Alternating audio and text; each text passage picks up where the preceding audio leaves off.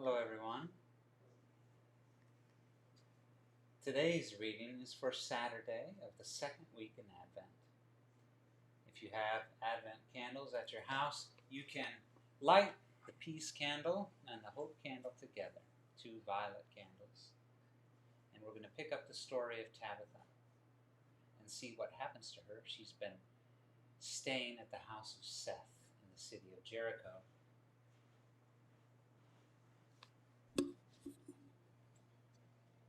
You can probably hear me better now, huh? As soon as I get this microphone set up.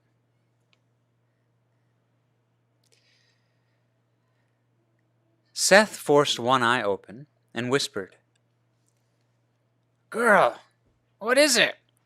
"We must leave at once," Tabitha answered. "Leave?" the innkeeper mumbled.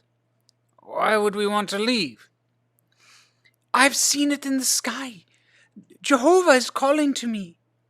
Seth had both eyes halfway open now, and sat up on his sleeping mat. He shook his head slowly, then sighed. "Show me this thing in the sky," he said. Stepping carefully around the sleeping bodies of the guests, Tabitha led Seth out through the front door and into the street. Seth looked up at the strange star in the sky and gasped. "What is this?" he cried. Here's a nice picture. You can see Tabitha, and that must be Seth looking up. Mamacita.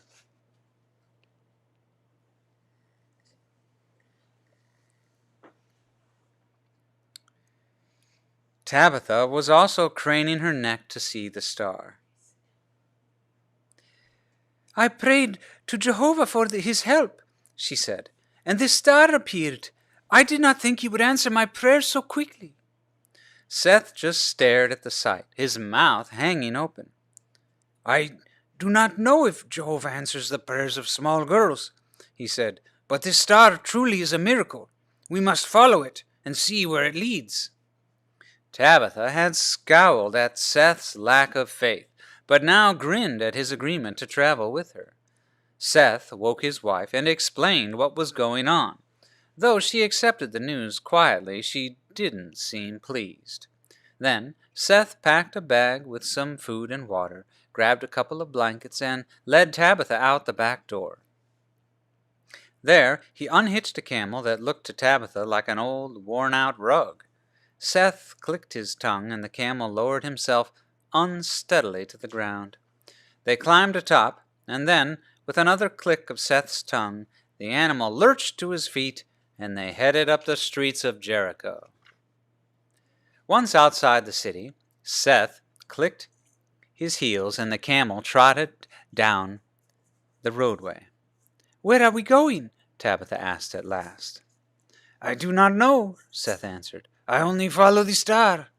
He pointed to the sky and added, "It seems to be drawing us toward the west." "Toward Jerusalem," Tabitha gasped, knowing that's where the Romans took her father. Seth shook his head. "I do not know. If it wants to take us to Jerusalem, this is a strange path to lead us. There is a very fine road to the north of Jericho." Tabitha wondered what all that meant, but was too sleepy to put her thoughts into order. Sitting in front of Seth, her head began to nod, and even before Seth had turned the camel to the right and headed off the road and up into the hills, Tabitha was sound asleep. She awoke hours later as the sun was edging up over the hill. She awoke hours later as the sun was edging up over the hill they had climbed in the night. Tabitha blinked several times, trying to figure out what she was doing on a smelly old camel. Then she finally remembered. "Where are we?" she asked, rubbing her eyes and yawning. "I do not know," Seth answered.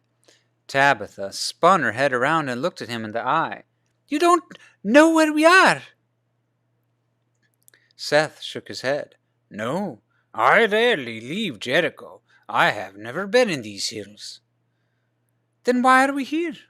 Seth shrugged his shoulders. "I only follow the star," he said. "I did not ask it where it was taking me." Tabitha had forgotten all about the star, and now looked around the sky to find it, but it was gone. A moment later Seth said, "Perhaps the star was leading us to this compound."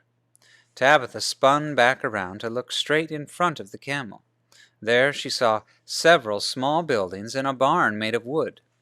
The barn had a corral around it where cows grazed on dew-covered grass. A rooster was crowing to wake up his master, but the master was already there, an old man throwing grain to some chickens. As they approached, the man looked up, and his hand went to the sword hanging at his side. "Who is that? Who's there?" Seth stopped the camel a safe distance away.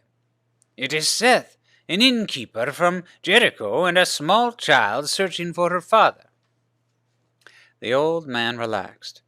"Another homeless child," he said, and Tabitha wondered what he meant. "Come, then, rest your bones at our breakfast table." Seth clicked his tongue, and the camel knelt down, allowing the two riders to slide off its back. The old man came forward with his hand extended towards Seth. "I am Zechariah," he said, "a priest in the house of God." "And I am Seth, a man of no importance, son of no one of fame." "Jehovah cares not for the fame of your father," the priest said. "You are important to him just as you are." Zechariah turned his attention to Tabitha. "And who is this?" "My name is Tabitha."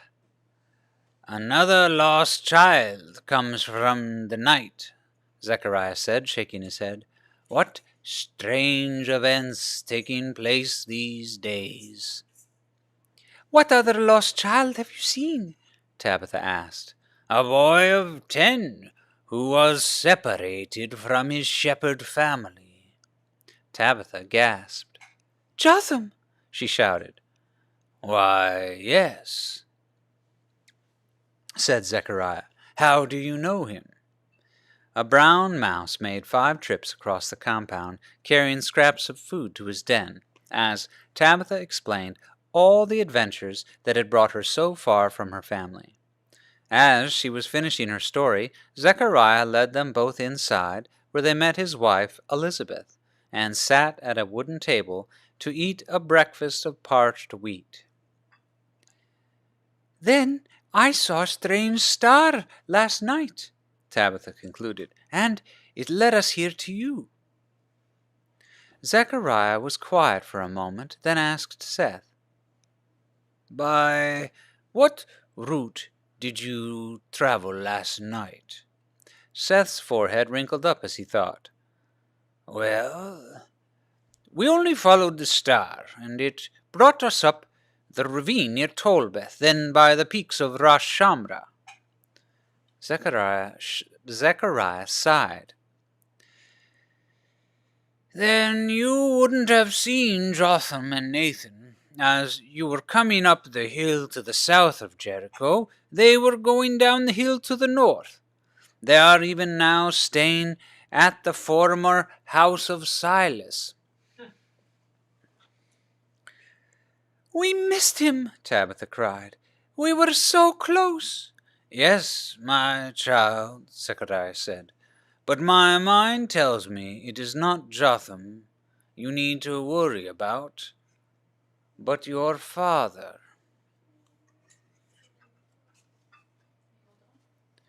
"This is so," Tabitha said silently. "Now that we know Jotham is safe, I must help my father. But still," she sighed, "it would have been so nice to see him. Why does he travel back to Jericho?" So Zechariah told her how Jotham had been kidnapped by Decca, and how Caleb and Nathan had rescued the boy. "And now they are safe in Jericho," he concluded. "As for you," he added, looking at Tabitha, "someone must help you to get to Jerusalem immediately." The priest turned his gaze to Seth, who said, "My inn is full and my duties many, but I will gladly take the girl where she needs to go." Zechariah looked at his wife. "As for me, my years are many, and my bones are old, but they have a few more journeys to Bethlehem left in them. You go back to your inn, Seth. I shall accompany the girl." Tabitha wondered if this old man could really keep up with her, but she didn't say anything. Seth bowed and said, "Your kindness will be remembered." He rested a few more minutes, then Tabitha gave him a hug goodbye, and he headed off down the hill on his camel. "Well now, child," Zechariah said when Seth had left, "do your legs have a good day's walk in them, or must we take donkeys?" Tabitha thought her legs would probably walk twice as far as his, but only said, "My legs will be happy to make the journey." "Then give me until noon to tend to my animals and other business, and then we shall leave." Everything was moving so fast that Tabitha wasn't even sure where she was or who she was with. But she returned to the house and slept on a mat in the kitchen until mid-morning. "After a long night's journey, your sleep must have felt good," Zechariah's wife Elizabeth said when Tabitha woke. Tabitha stretched and yawned. "It did indeed," she said. A baby cried behind her, and Tabitha spun around in surprise. "I did not see a baby here before. Who does it belong to?" "It is mine," Elizabeth said as she closed a hole in an old tunic. Tabitha looked at the woman who was obviously many years older than Tabitha's grandmother had been when she died. "Is it your baby?" she asked. And then, with no intention of being rude, she added, "How can that be?" Elizabeth smiled and kept working. "Come, sit with me," she said. "I will tell you a most miraculous story." That's the end of our reading for today. Whew, Tabitha moves quickly, doesn't she? Does God really do things like putting a star in the sky to guide us, or perform miracles to show us the way? Yes, because it's a promise that He made to us. In Isaiah 42, He wrote through the prophet Isaiah, "I will lead the blind by ways they have not known. Along unfamiliar paths I will guide them. I will turn the darkness into light before them, and make the rough places smooth. These are the things I will do. I will not forsake them." Those who have been faithful to God for a while can probably tell of times when He has miraculously guided them. Maybe not with a star in the sky, although I'm sure that's happened a few times, but in any number of unexpected ways. In fact, when we're wondering how God will guide us in the future, about the only thing we can be sure of is that it will be in a way we never expected, maybe even a way He's never done before. Tabitha knew from the moment she saw the star that God was at work. When we look at the manger of Christmas, we know that as well. But if we're faithful in following the path we know that God has set for us, there will also be times in our lives when He will guide us in wondrous and miraculous ways that we never dreamed of. I wonder, do we notice when there are strange things in the sky, or things that we see that God would like to use to help us to understand His way?